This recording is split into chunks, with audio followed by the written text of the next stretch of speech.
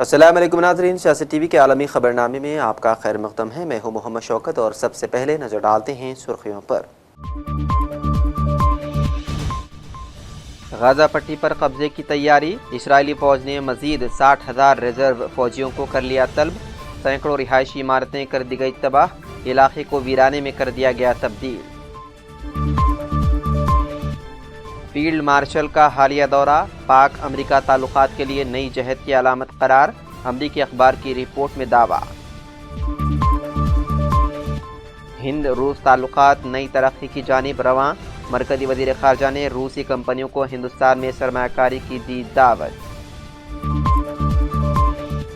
اگر ایران پر دوبارہ جارحیت ہوئی تو جدید ترین میزائلوں سے سخت دیں گے جواب، ایرانی وزیر دفاع کا بیان، کہا ہم کمزور نہیں۔ عالمی شہرت کے حامل اور امریکہ کے ہر دل عزیز جج فرینک کیپریو انتقال کر گئے، اپنے فیصلوں کے لیے مشہور تھے فرینک۔ اور نائجیریا میں ڈاکوؤں کا مسجد پر حملہ، قریبی دیہات میں متعدد افراد کو زندہ جلا دیا گیا، 50 افراد جاں بحق۔ تو ناظرین، یہ تھی سرخیاں، اب بڑھتے ہیں خبروں کی تفصیل کی جانب۔ اسرائیلی فوج نے اعلان کیا ہے کہ اس نے غزہ سٹی پر قبضے کی تیاریاں شروع کر دی ہیں اور 60,000 نئے ریزرو فوجیوں کو طلب کیا ہے۔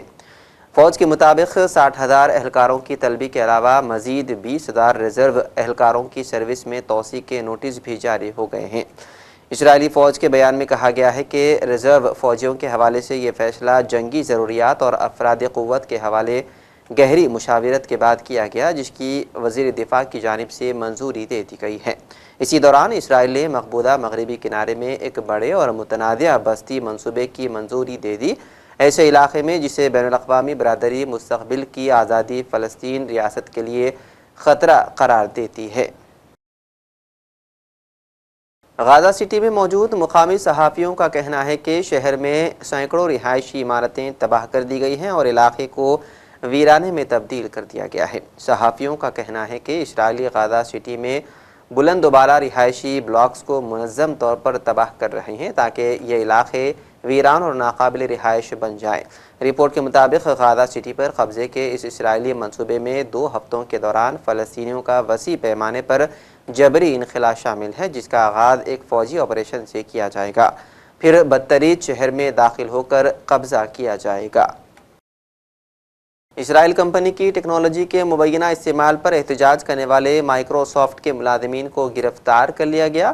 مائیکروسافٹ کے ملازمین نے گزشتہ روز امریکی دارالحکومت واشنگٹن کے ریڈمنڈ میں واقع ہیڈ کوارٹر میں احتجاجی کیمپ لگایا تھا، جس میں کمپنی سے مطالبہ کیا گیا تھا کہ وہ اسرائیل سے کاروبار بند کرے۔ واضح ہے کہ اس سے قبل بھی اسرائیلی فوج کو مصنوعی ذہانت کی ٹیکنالوجی کی فراہمی کے خلاف مائیکروسافٹ کے ملازمین کمپنی کے اعلیٰ حکام کے خلاف احتجاج ریکارڈ کروا چکے ہیں۔ اقوام متحدہ کے سیکریٹری جنرل انتونیو گتریس نے غزہ میں فوری جنگ بندی کی اپیل کی ہے۔ یہ اپیل ایسے وقت میں سامنے آئی ہے جب اسرائیل نے غزہ شہر پر قبضے کے لیے فوجی کارروائی کے ابتدائی اقدامات کا اعلان کیا ہے۔ گتریس جاپان میں افریقی ترقی سے متعلق ایک کانفرنس میں شریک ہیں۔ امریکی اخبار واشنگٹن پوسٹ نے اپنی رپورٹ میں کہا ہے کہ پاکستان اور امریکہ کے تعلقات ایک نئے دور میں داخل ہو گئے ہیں اور اس کا کریڈٹ پاکستان کی کامیاب سفارتکاری کو جاتا ہے۔ رپورٹ کے مطابق فیلڈ مارشل عاصم منیر کا حالیہ واشنگٹن کا دورہ پاک امریکہ تعلقات کے لیے نئی جہت کی علامت قرار دی گئی ہے۔ مرکزی وزیر خارجہ ایس جے شنکر دورہ روس میں مصروف ہیں، ایسے میں انہوں نے روس کے ساتھ تجارت بڑھانے پر زور دیا ہے اور روسی کمپنیوں کو اپنے ہندوستانی ہم منصبوں کے ساتھ زیادہ شدت سے مشغول ہونے کی ترغیب دی ہے۔ واضح ہے کہ ہندوستان کی تیزی سے بڑھتی ہوئی معیشت اور میک ان انڈیا جیسے اقدامات کو نوٹ کرتے ہوئے جنہوں نے غیر ملکی کاروباروں کے لیے نئے کھڑکیاں کھولی ہیں، جے شنکر نے کہا کہ یہ جہتیں روسی کمپنیوں کو مزید مشغول ہونے کی دعوت کی نمائندگی کرتی ہے۔ 9 billion, which is about 9 times. So we need to address that urgently.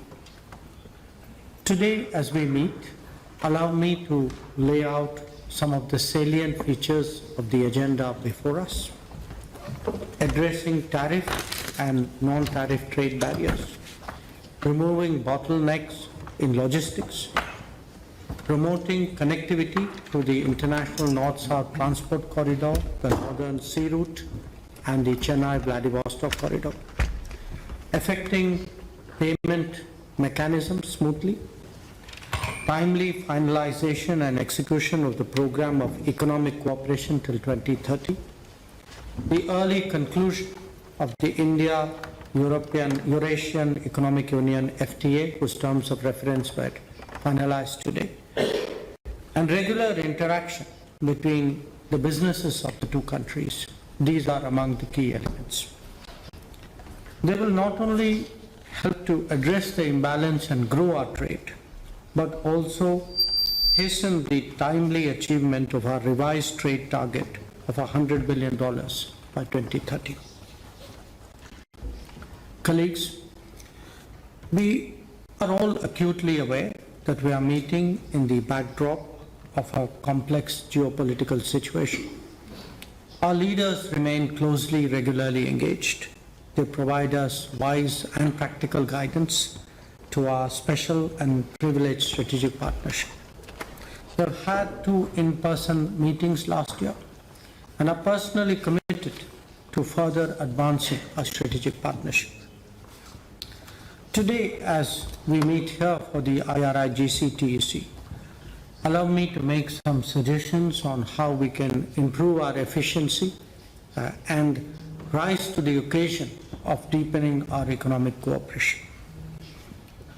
One, the various working groups and subgroups could perhaps take a more creative and innovative approach towards their respective agendas. The challenges posed by the larger landscape that I mentioned require us to do so. And this should be done in a manner in which it works for both sides. So when we speak today, as you did, Excellency, of the smoothness of settlements, of better logistics, of diversifying our trade basket, इंसान दोस्ती में आलमी शोहरत के हामिल और America के हर दिल अजीज जज फ्रैंक कैप्रियो 88 बरस की उम्र में चल बसे। रोड आइलैंड के म्यूनिसिपल कोर्ट चीफ जज को 2 बरस से कैंसर का आर्दा लाहक था। इंतकाल से 1 रोज़ पहले उन्होंने अस्पताल में बिस्तर मर्ग से पहले अपने चाहने वालों से अपील की थी कि वो उनके लिए दुआ करें। फ्रैंक कैप्रियो जिन मुकदमात की समाअत करते थे वो सोशल मीडिया पर दिखाई जाती थी और उनके फैसलों का अंदाज इंतहाई मुतासिर कुन होता था। समाअत के दौरान जज कैप्रियो गहराई में जाकर ये जानने की कोशिश करते हैं कि जुर्म सरजर्द क्यों हुआ और फैसला ऐसा सुनाते जिससे मुजरिम ज़िंदगी में कभी दोबारा इस काम का तसव्वुर भी ना करे। ईरान के वज़ीर दिफा ने तेहरान में मुक़ीम गैर मुल्की फ़ौजी अताइशों से मुलाकात की। इस मुलाकात पर उन्होंने कहा कि मुसल्लत शुदा 12 रोज़ा जंग में ईरान सिर्फ सहियोनी हुकूमत के मुकाबले पर ही नहीं था बल्कि इस जंग में उसे अमेरिका की तमाम लॉजिस्टिक, इंटेलिजेंस और इमदादी सलाहियतों का भी सामना था। उन्होंने कहा कि दुनिया ने देखा कि इस्तेमाल शुदा मिसाइलों ने अपने अहदाफ को पूरी दुरुस्तगी से कैसा निशाना बनाया और सहियोनी दुश्मन को किस हद तक नुकसान पहुँचाया। अगर ईरान पर दोबारा जारिहत हुई तो जदीद तरीन मिसाइलों से सख्त जवाब देंगे। मलेशिया की एक रियासत ने बग़ैर शरई उज़्र के नमाज जुमा ना पढ़ने वाले मर्दों के लिए 2 साल कैद और 3000 मुकामी करेंसी के जुर्माने की सज़ा का ऐलान कर दिया। ऐलान के मुताबिक ऐसे शख्स को शरीयत के तहत सज़ा के तौर पर 2 साल कैद और 3 का भारी जुर्माना या 2 दिनों में से कोई भी एक सज़ा सुनाई जाएगी। वाज़ेह रहे कि इससे क़ब्ल इस रियासत में 3 मरतबा नमाज जुमा छोड़ देने वाले अफराद को सज़ा दी जाती थी। शुमाली मगरबी नाइजीरिया में मुसल्लह अफराद ने रवा हफ्ते के आगाज़ में एक मस्जिद पर हमला करके कम अज़ कम 30 अफराद को शहीद कर दिया। मुकामी रिहायशी और एक कानून साज के मुताबिक पड़ोसी देहात में मज़ीद 20 अफराद को भी कत्ल कर दिया गया। नमाजियों पर यह हमला नमाज फजर के वक्त किया गया। हालांकि रियासत में हालिया अमन मुआहिदों की लहर देखने में आई थी जिनका मकसद डाकुओं के हमलों को रोकना था।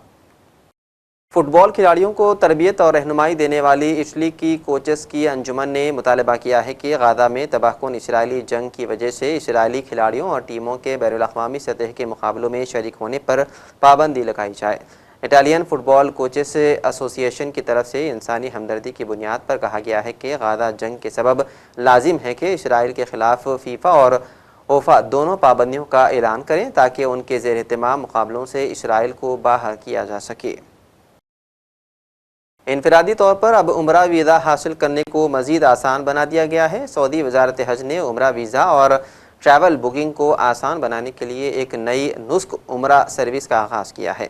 بیرون مملکت مقیم زائرین کو عمرہ ویزے کے لیے براہ راست درخواست دینے اور کسی ایجنٹ کے بغیر آن لائن سروس بک کرنے کی سہولت فراہم کی گئی ہے۔ اس اقدام کا مقصد خدمت کے معیار اور زائرین کے تجربے کو مزید بہتر بنانا ہے۔ فرانسیسی حکام نے لائیو ویڈیو اسٹریمنگ کے دوران تشدد کا نشانہ بننے والے انفلوئنسر کی مبینہ موت کے معاملے کی تحقیقات کا آغاز کر دیا۔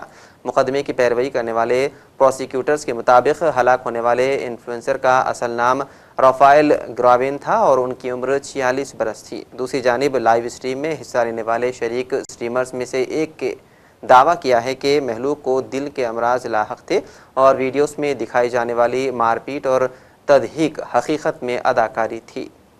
اور آخر میں سرخیوں پر ایک اور نظر۔ غزہ پٹی پر قبضے کی تیاری، اسرائیلی فوج نے مزید 60,000 ریزرو فوجیوں کو کر لیا طلب، سینکڑوں رہائشی عمارتیں کر دی گئی تباہ، علاقے کو ویرانے میں کر دیا گیا تبدیل۔ فیلڈ مارشل کا حالیہ دورہ پاک امریکہ تعلقات کے لیے نئی جہت کی علامت قرار، امریکی اخبار کی رپورٹ میں دعویٰ۔ ہند روس تعلقات نئی ترقی کی جانب رواں، مرکزی وزیر خارجہ نے روسی کمپنیوں کو ہندوستان میں سرمایہ کاری کی دی دعوت۔ اگر ایران پر دوبارہ جارحیت ہوئی تو جدید ترین میزائلوں سے سخت دیں گے جواب، ایرانی وزیر دفاع کا بیان، کہا ہم کمزور نہیں۔ عالمی شہرت کے حامل اور امریکہ کے ہر دل عزیز جج فرینک کیپریو انتقال کر گئے، اپنے فیصلوں کے لیے مشہور تھے فرینک۔ اور نائجیریا میں ڈاکوؤں کا مسجد پر حملہ، قریبی دیہات میں متعدد افراد کو زندہ جلا دیا گیا، 50 افراد جاں بحق۔ تو ناظرین، سیاست ٹی وی کے عالمی خبرنامے میں فی الحال اتنا ہی۔ مزید اپڈیٹس کے لیے آپ بنے رہیے سیاست ٹی وی کے ساتھ۔ فی الحال مجھے دیں اجازت، خدا حافظ۔